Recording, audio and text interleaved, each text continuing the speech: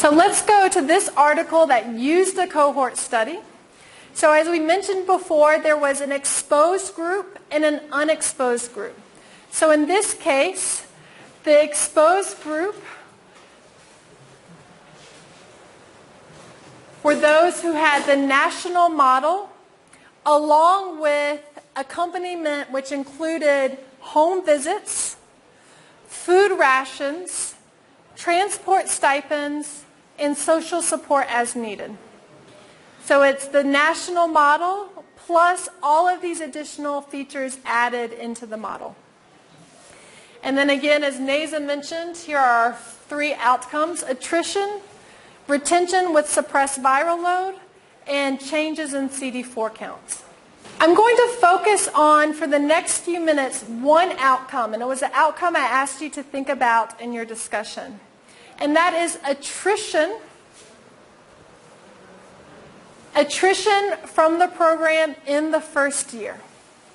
So what do we mean by attrition? So loss to follow-up, death, defaulting. So they stopped their treatments from the program. So we're interested, who is still here and who have we lost along the way? Attrition means to be lost. And there's several ways in this case that we could have lost someone. They could have died, they could have defaulted, they could have been lost to follow-up. And if you look in the methods, the way that they analyze this data is a Cox proportional hazards regression model. And I want us to spend a few minutes teasing apart what that means. Okay? Bless you. What does it mean to do a Cox proportional hazards regression model? So basically what they do with the data is they get 2 pieces of information. The first is the hazard of attrition in the community-based accompaniment group. And when I say hazard of attrition, another way to say this is risk. The risk of losing that person over the course of the year. So what is the risk of losing a person in the community-based accompaniment group? So that's the first piece you do in the Cox proportional hazard model, is you look at the risk of losing someone in the community-based accompaniment group. And then you look at the risk of losing someone in the national model group. So I use NM to stand for national model. So this is the intervention and this is the control, or the exposed and the unexposed. And then I look at the hazard ratio. And the hazard ratio is comparing the risk of attrition in the community-based accompaniment and the risk of attrition in the national model. So the hazard ratio is comparing the risk of losing someone in the community-based accompaniment to the risk of losing someone in the national model. Let us say there is no difference between the community-based accompaniment model and the national model. So the outcomes of patients are the same in both groups. What will the hazard ratio be equal to? What will the hazard ratio be equal to if there is no difference between the community-based model and the national model? It's equal to 1. Okay? So if there is no difference, then the hazard ratio is equal to 1. So when you see things reported from a Cox proportional hazards regression, what you see reported is the hazard ratio. And if there is no difference between the 2 groups, that hazard ratio is equal to 1. What if there is a difference? So if the hazard ratio is equal to 1, that means there is no difference between the community-based accompaniment and the national model. So it assumes that the hazard for the community-based accompaniment is equal to the hazard from the national model.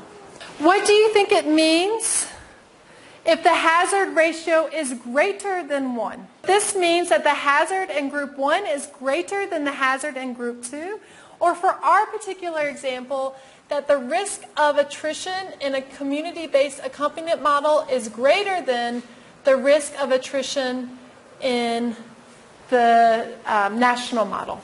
And what about if the hazard ratio is less than 1? What does that mean? In this case, a hazard ratio less than 1 means the hazard in the community-based accompaniment model of attrition is less than the risk or hazard of attrition in the national model. So remember, when I get these models, I give you a hazard ratio.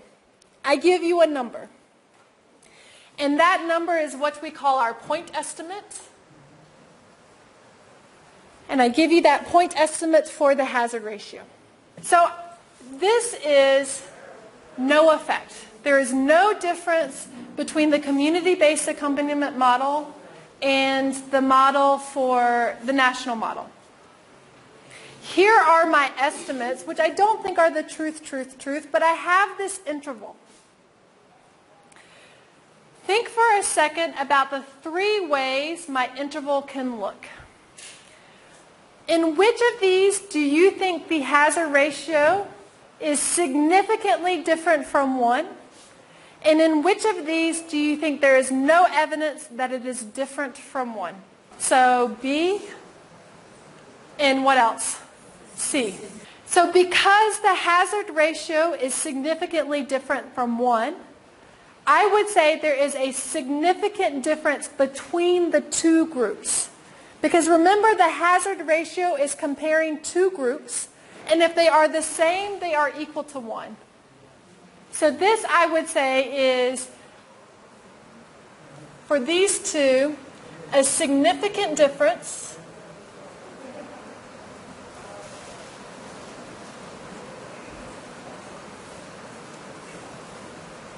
between the 2 groups.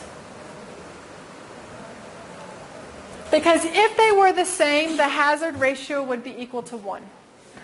For this one, I would say there is no evidence of a difference between the 2 groups. I don't know the truth, but the confidence interval that I think covers the truth also covers 1. So it is possible the truth is 1, which would tell me there is no difference between the 2 groups. So we don't look at the number, we look at the whole interval. So I'm going to ask you to apply that logic to table 1. So if you can look at table 1 and take a few minutes to look at the hazard ratio comparing the hazard of attrition in the community-based accompaniment group and the hazard of attrition in the national model. So based on this estimate in this interval, what do you think you can say about the attrition in the 2 programs? If there's no difference, the hazard ratio is equal to 1. So I want to compare this to a hazard ratio equal to 1. I look at my point estimate, which is 0.49, and I look at my confidence interval, which is 0.27 to 0.89. Based on this confidence interval, comparing to the hazard ratio equal to 1, what can I say about the differences between the 2 groups? Is it significantly different or not significantly different? If they were the same, they would be equal to 1. And here they are significantly different from 1, which means they are significantly different between the 2 groups. So based on this, I can say significantly different. And is it a higher hazard or a lower hazard of attrition in the community-based accompaniment model? It's a lower hazard of attrition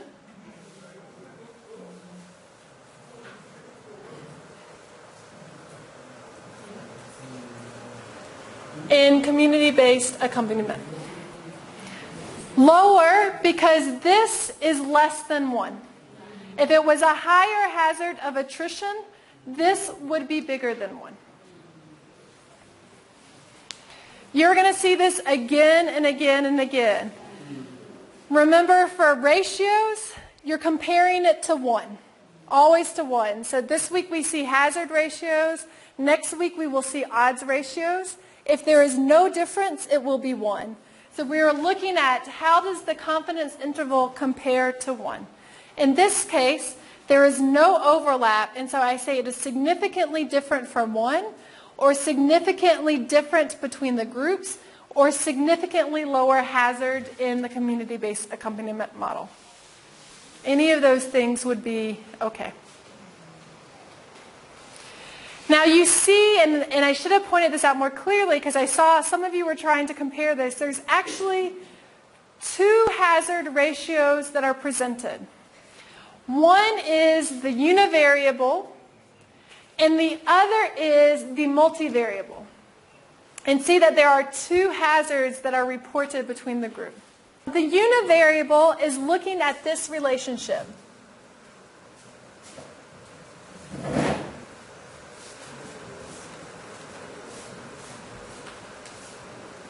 It is looking at the relationship between community-based accompaniment and attrition. That is what the univariable is looking at. There's other factors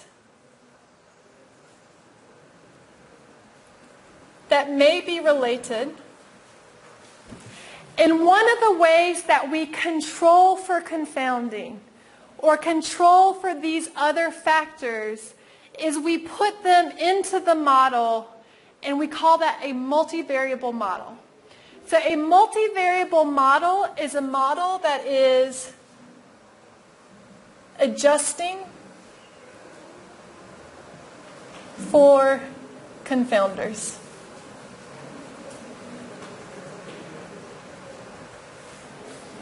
So Willie said, I think that the travel time might be different between Gisenyi and Rinkwavu, and that is a possible confounder. I can control for that in my multivariable analysis. So in reality, when you look at the univariable, there are probably confounders here. There are probably other things that are influencing this relationship. So from this point forward, when you can only look at one thing, look at the thing that controls for these confounders. So in the future, we're really going to be focused on the multivariable model results. The results that look at the relationship, but control for these outside factors. They control for confounding bias. So let's just look at this multivariable one. What can we say here? In the multivariable analysis, is there still a significant difference? Yes, the confidence interval does not cover 1. So even in the multivariable analysis that controls for potential confounders, there is still evidence of a significant difference. So there's one other piece of this puzzle I want us to talk about that we have not talked about yet. It was in your homework, but we haven't done it together, which is p-values. And p-values for me, it took me a long time to get my head around it. So we'll introduce it this week, and then we'll keep talking about them in the weeks to come. So what is a p-value? The first thing is we assume there is no relationship. So in this case, I assume there is no relationship between community-based accompaniment and the hazard of attrition. So I assume there is no relationship. And then I say, what is the probability that there is no relationship based on the data that we observed? And I'm now realizing that's flipped. It's actually, what's the probability we observe our data assuming there is no relationship? So we went and we collected data. If there was no relationship, what is the probability that we observed what we observed if this assumption is true? If the probability is small, we say that there is evidence of a relationship. So if the probability that we observed what we observed, assuming that there is no relationship, is small, then we say we must have been wrong about what we assumed, and there is a relationship. There is a difference. If that probability is big, we conclude that there is no evidence of a relationship. So I assume there is no difference. I collect my data. I say, what is the probability I see this data if there is no relationship? If there's a big probability or a big chance that I see that, I say there's no evidence of a relationship. And Frederick, last week you said, why 95%? It's the same with y 0.05, and the 95% and the 0.05 correspond. I'm not sure why the 5% was set, but is what we use pretty commonly in research. If we see a p-value less than 0.05, we say that there is evidence of a significant relationship. If we see a p-value greater than 0.05, we say there is no evidence of a relationship. Remember from the confidence intervals, you said this one was no evidence of a difference. And here you said, below, you said there's evidence of a significant difference. I could have gotten that same information from p-values. If the p-value was less than 0.05, then I would be here. I would be saying that there is evidence of a significant difference. If the p-value is greater than 0.05, then I say there is no evidence of a difference. So let's look back at the table. Here is my p-value. Based on the p-value, is there a significant difference between the groups? So let's look at the one that does not control for confounding. Is there a significant difference between the two groups? What p-value do I compare this to? 0.05. Is this bigger or smaller? Smaller. And if it is smaller, do I say it is different or not different? It is significantly different, okay? So this is less than 0.05, and so I say significantly different. What about here, where I control for confounding? Is it bigger than 0.05 or smaller than 0.05? Smaller, so what do I conclude? It's a significant difference. So it is significantly different. And notice you can do this for the other elements of the table even though they are reporting different things. So this first one reported a hazard ratio, and I know to compare that to 1. If I come and look at the risk ratio, so this is looking at the risk of a favorable program outcome, the risk of retention with viral load suppression. Is the risk in the multivariable model where I control for confounding, is it significantly different between the two groups? Yes, the p-value is less than 0.05, and so I say it is significantly different. Significantly different between the groups. I come here and I look, this is an entirely different outcome. Changes in CD4 count.